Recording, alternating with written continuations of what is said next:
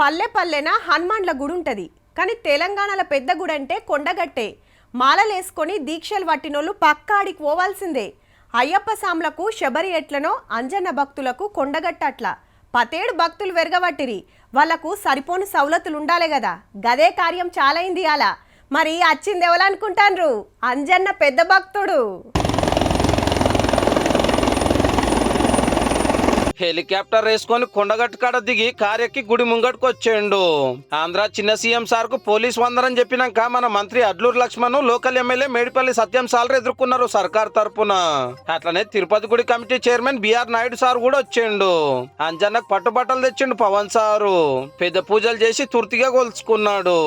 చాలా సార్లు నాకు కొండగట్టు పునర్జన్మనిచ్చిందంటే దానికి ప్రత్యక్ష సాక్షి మన సత్యం గారు. కరీంనగర్ జిల్లాలో అప్పట్లో ప్రజారాజ్యం పార్టీకి ప్రచారం చేస్తుంటే కరెంటు ప్రమాదంకి వెళ్లి కొండగట్టు అంజన్నే కాపాడిండని ఆకాంక్షలి కొలుస్తుండ అన్నట్టు. మొన్న ఆంధ్రాలో పవర్లకు వచ్చినాక దర్శనానికి వస్తే సౌలతులు చేస్తే బాగుంటుందని కోరిరట కొందరు. సరేనని తిరుపతి గుడిలతో మాట్లాడి 35 కోట్ల 19 లక్షలు శాంక్షన్ చేయించిండు. భక్తుల కోసం 96 రూములు దీక్ష విరమణ మండపానికి ఇలా భూమి పూజ చేసిండ్రిగా.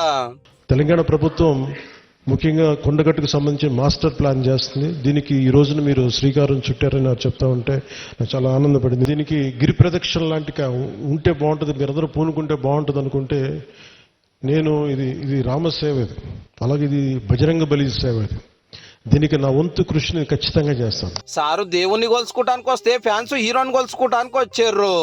ఎవరి చేతిలో చూడు ఫోన్లే, ఫోటోలు, వీడియోలు, గుంజుడే గుంజుడు.